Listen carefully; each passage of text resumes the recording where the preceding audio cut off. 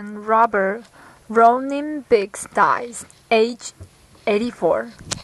Great train robber Ronnie Biggs, one of the most notorious British criminals of the 20th century, has died. His publisher told CNN on Wednesday he was 84.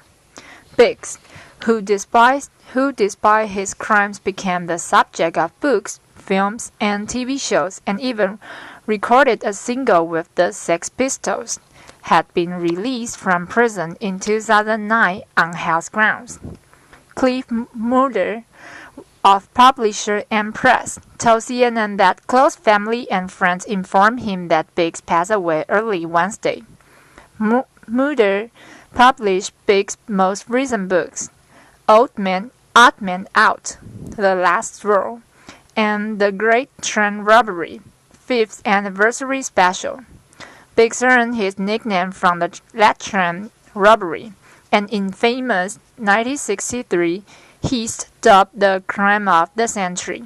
It was an act that transformed him from a petty London thief into one of the most wanted men in Britain. Biggs and 40 other professional criminals met off with the equivalent of £2.5 million in used banknotes, an amount that would equal tens of millions today. The thieves held up a mail train from Glasgow to London early in the morning. In the course of the robbery, the train driver was badly beaten with an iron bar. Most of the gang, including Biggs, were soon picked up in a massive manhunt after police discovered fingerprints at the farmhouse hideout where the robbers had holed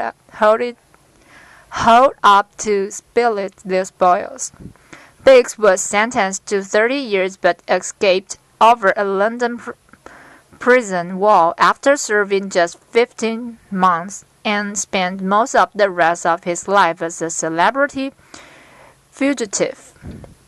After undergoing extensive plastic surgery in Paris, Biggs made his way to Australia, living there with his wife and 2 children.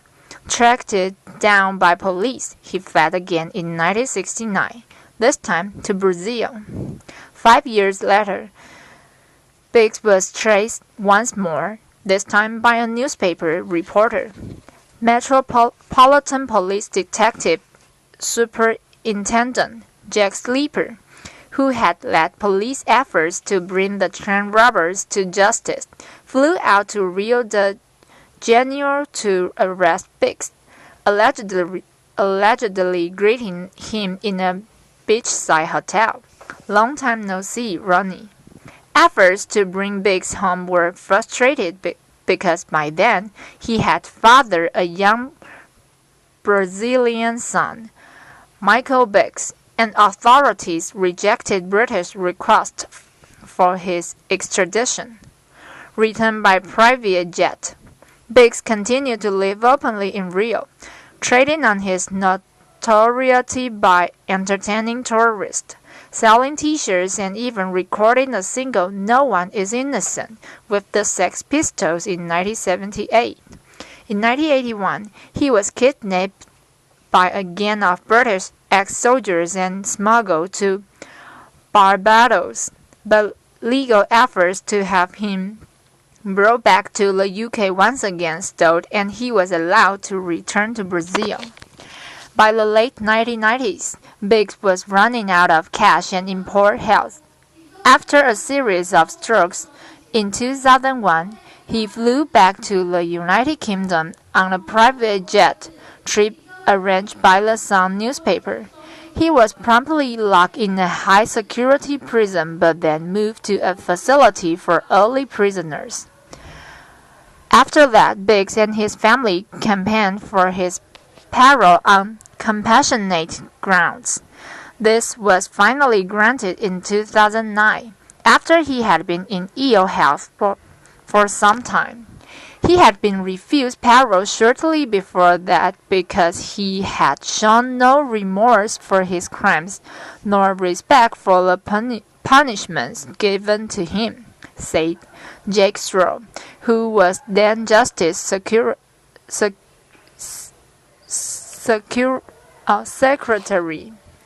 Michael Biggs said then that his father had expressed regret for the robbery, but did not regret living the life he had. Britain's Telegraph newspaper, in its obituary, makes the point that while Biggs won notoriety for the heist and his subsequent life on the run, people tended to forget that he had seriously wounded the train driver, Jack Mills, who died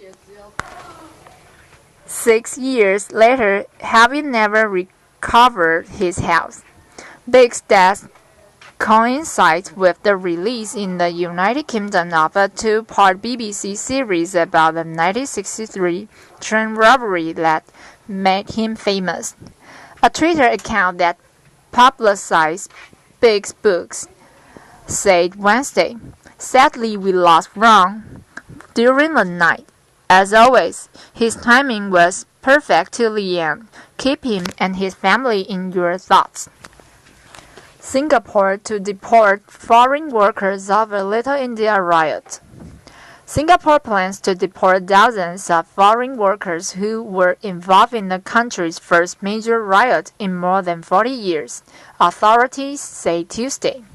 Some 52 Indian citizens and a Bangladeshi national will be sent home soon for their role in an attack on emergency service crews and their vehicles after a fatal traffic accident in Singapore's Little India district earlier this month, according to the police commissioner, Nek Jo-hee. Most of the 53 individuals who were being held in prison on Tuesday have been in Singapore for less than 5 years, Nek said in a statement. About half are construction workers. They have been served with stern police warnings and immigration removal orders and will be repatriated to their home countries shortly, Nek said. Another 28 people who were directly involved in the violence have been charged and could face up to 7 years in prison and caning. They were violent. They had attacked uniformed personnel and vehicles, damaged property, and had incited others to do so, said the police commissioner. Charges against 7 more people will be dropped, he added. The riot broke out among a crowd of hundreds of people on December 8, shortly after a bus ran over a 33-year-old Indian man. According to Singaporean authorities, the mob set fire to vehicles, hurled objects, and attacked rescue crews as they attempt to recover the man's body. Around 200 foreign workers who were at the scene of the attack but did not directly participate will be issued an advisory and will be allowed to stay in Singapore on condition of continued good behavior, Nek said Tuesday. Police do not expect to make any more arrests, charges, or repatriations over the incident, he added. An investigation into the accident that sparks the riot is ongoing. Blind man, service dog narrowly avoid oncoming subway train. A blind man and his black lab service dog fell onto subway tracks and escaped injury Tuesday after an alert Metropolitan Transportation Authority employee instructed them to duck ahead of an oncoming train. The incident happened around 9:30 a.m. at the 125th Street station in Harlem, according to Marisa Bodio, spokeswoman for the MTA. The black man, identified by CNN affiliate NY1 as Cecil Williams, was walking on the subway platform with his service dog when witnesses described him slipping and falling onto the tracks. I heard a man say, "Oh no," and I heard him fall into the train tracks. Witness Danya Guterres told CNN affiliate WPIX. I was in shock and everyone ran towards him, but no one went in the train tracks. A nearby MTA employee described by Bodio as a construction flagger jumped into action and tried to calm the man.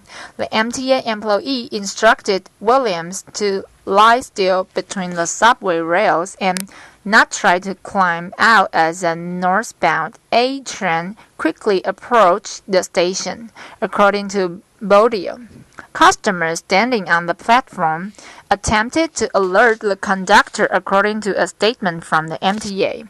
The conductor applied the brakes when he noticed Williams on the tracks, but the train came to a stop only after 1.5 cars went over the man and his dog. Firefighters Rafael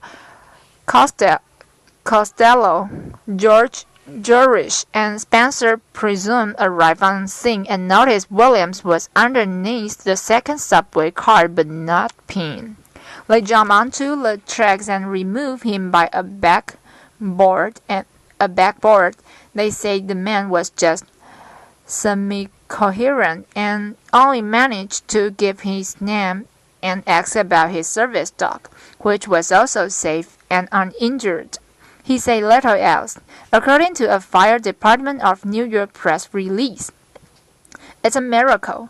Williams' girlfriend, who only wished to give her first name, Cynthia, told CNN affiliate NY. Cynthia told NY1 that Williams fainted and fell over into the tracks, but was expected to be fine. He's doing great, Cynthia said. He's on observation. I'm very grateful to God. Cynthia added that Williams' dog, who she identified as 10-year-old Orlando, was okay and going home with her. British police knocked down Princess Diana murder claim. There is no credible evidence to support a claim that the British military was involved in the death of Princess Diana, her boyfriend and their driver, according to London's Metropolitan Police. The allegation first surfaced in August, roughly 16 years after a woman who would now be a royal grandmother died in a Paris car crash. Officers were tasked with looking into whether there was any truth to it. Every reasonable line of inquiry was objectively pursued in order to fully evaluate any potential evidence, police said in a statement released overnight Monday. The final conclusion is that the there is a possibility that alleged comments in relation to the SAS involvement in the death that may have been made. There is no credible evidence to support the theory that such claims had any basis in fact. SAS is short for Britain's Elite Special Air Service, wildly popular in life and death. Diana died on August 31st, 1997, after the car she was riding in slammed into a pillar in the Paris overpass. Her boyfriend, Dodi Faye, and their driver, Henry Paul, also died. Investigators concluded that Paul was drunk and speeding when the accident occurred, and despite at least 3 inquiries, including a lengthy London police inquiry that poured cold water on all forms of conspiracy theories in Diana's death, whispers of collusion and cover-up had persisted. The latest claim, published by Press Association, the Sunday People newspaper and other British media outlets, alleged that members of Britain's elite SAS Commando unit were involved in assassinating Diana. The claim appears to have been sent first to military authorities and then to London police by the parents-in-law of a British Special Forces sniper after his marriage had fallen apart, according to an article on the website of the Sunday People newspaper. It did not offer a source for its reporting, but the paper indicated that the parents were questioning the integrity of the soldier, who had testified in another soldier's court-martial. Sunday People said it had seen a 7-page handwritten letter by the in-laws alleging that the soldier, whom the newspaper did not name, had boasted to his wife that the commando unit was behind the death. Neither the Sunday People piece nor an early version carried by Press Association offered details of the claimed involvement by soldiers in the death. The princess left behind her 2 children, Prince William, whose wife recently gave birth to Diana's first grandchild, and Prince Harry. Some 2.5 billion people around the world watched Diana's funeral. Unreleased 1963 Beatles tracks hit iTunes ahead of copyright deadline. Songs recorded by the Beatles 50 years ago went on sale Tuesday to meet a deadline that otherwise would have made bootlegging the music legal. If the music sounds familiar, you may have heard unauthorized laser quality versions circulated by fans for decades, or similar takes on the several anthology albums released over the years by the Beatles label Apple Corps. The 59 tracks downloadable on iTunes for $40 are previously unreleased. When John Lennon, Paul McCartney, George Harrison, and Ringo Starr worked through the dozen or more takes of a song to get one they and producer George Martin liked, they likely hoped fans would never hear their mistakes. Some takes were so disliked that the tapes were destroyed. The surviving recordings became a liability for the record label because their copyright on unreleased material ends on January 1st, 2014. Independent labels could legally sell compilations of rejected versions of Beatles hits.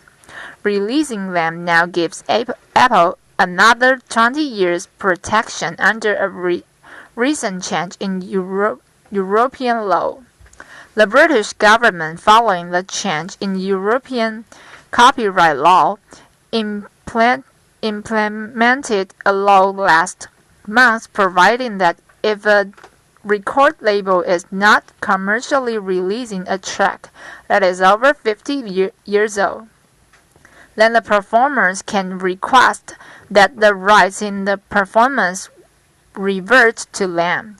A use it or lose it clause, the government's website said. Apple Corps did not comment to CNN on the motivation for the release, but the timing of the release and their naming it the Beatles bootleg recordings 1963 suggest the connection. No doubt many hardcore Beatles fans around the world are binging on the 40 outtakes from 3 1963 studio sessions, and the 44 songs from the dozen of BBC radio shows the group performed on when their fan base was mostly limited to the British Isles.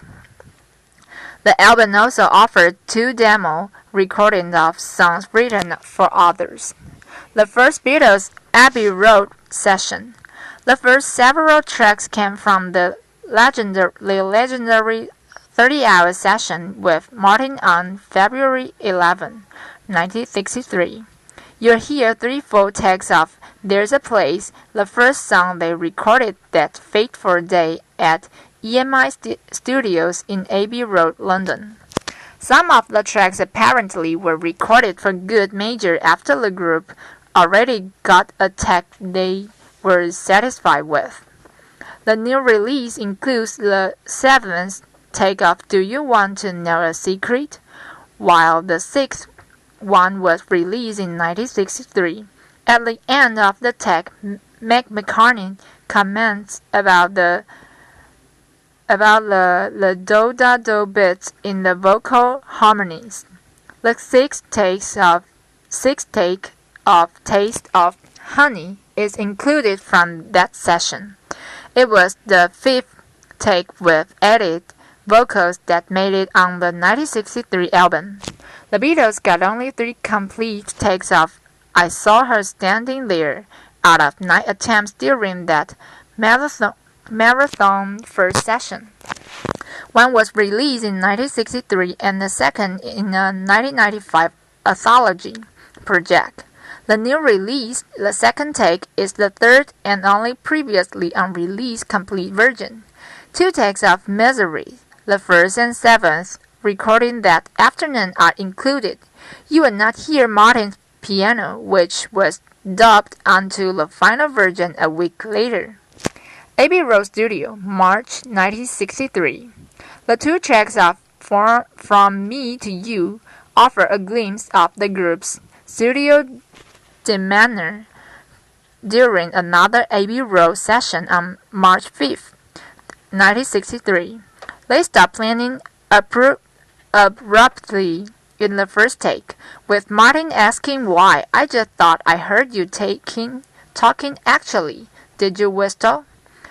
One Beatle to another at the end of the second take. You missed the ending, baby. George is to play the first bit of the instrumental, isn't he? Lennon asks before they start another take. Key right to the harmony. Thank You Girl, a song written as a tribute to their already dedicated female groupies, is next. The new release includes the 1st and the 5th of 30 takes from the March session. The song was used as a B-side on a single. Fans can enjoy a lot of chatter between the groups on the 2 takes of One After 909 in the March session. What are you doing? Then Lennon asks another when the first take falls apart. Are you out of your mind? The song was not released until the Beatles played it on the rooftop for the 1970 Let It Be album. The band seemed to struggle in that March session with Hold Me Tight, a song that they later say they never cared for. The bootleg project gives you Take 21. The last studio outtake on the album is Money. That's What I Want, recorded on July 18, 1963. Beatles on BBC 1963.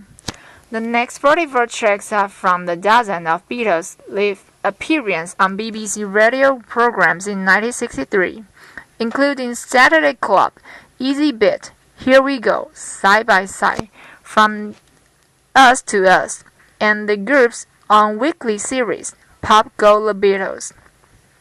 Several versions of their first big hit in England, Love Me Do, Taste of Honey, and She Loves You, are included. Some of the shows had live audience adding the flavor of screaming fans. The recording quality, known in stereo, varies from show to show, since the BBC was not trying to save the performance for later release. The tracks include the BBC's host introductions, which remind the listener of where the Beatles were in early 1963. For the moment that the majority of Beatles fans are in their hometown of Liverpool, and I have a very strong suspicion that it won't be long before they're all over the country. the announcer said as he introduced their performance of Love Me Do on the BBC's Easy Bit show on January 26, 1963. Radio preacher who predicted doomsday dies. The broadcast preacher who predicted the world would end in 2011 and spread his doomsday message through billboards and RV caravans has died, according to a statement from his family radio network. Harold Camping died Sunday afternoon after suffering a fall in his home on November 13. The statement said he had suffered a stroke in June 2011, a few weeks after his doomsday date came and went. He died at age 92. An operator at Family Radio said he passed away peacefully in his home with his family at his side. The statement said Camping is survived by his wife of 71 years, Shirley. For months in early 2011, Camping predicted that Jesus Christ would return to the earth on Monday 21st that year, and that a select 2% to 3% of the world's population would be raptured or taken to heaven. Those left behind would face months of tribulation before perishing in the earth's destruction, which Camping said would happen on October 21st, 2011. When his May 21st prediction failed to pan out, Camping took the radio airwaves to say that he had misinterpreted the nature of the rapture, but that the world would still end on October 21st. The following year, Camping admitted he was wrong and said he was getting out of the forecasting business. We humbly acknowledge we were wrong. Camping and his staff members wrote in a letter to supporters post on Family Radio's website in March 2012. We must also openly acknowledge that we have no new evidence pointing to another date for the end of the world, though many dates are circulating. Family Radio has no interest in even considering another date. Camping founded Family Radio, a non-profit Christian radio network about 65 stations across the country. In 1958, it received $80 million in contributions between 2005 and 2009. He first inaccurately predicted the world would end in 1994 despite his poor check record. He had gathered many followers. Some gave up their homes, entire life savings, and jobs because they believed the world was ending. China reports what could be first H10N8 avian flu death. An early woman infected with the strand of avian flu that is rarely seen in humans died in China earlier this month, marking what could be the first fatal case from the H10N8 virus.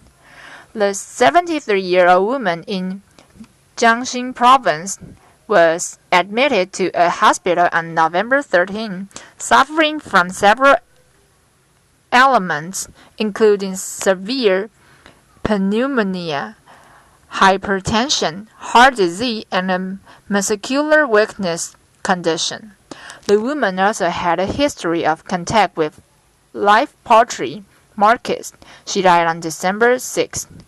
According to expert analysis, initial assessments consider the death as an individual case, and risk of human infection is low.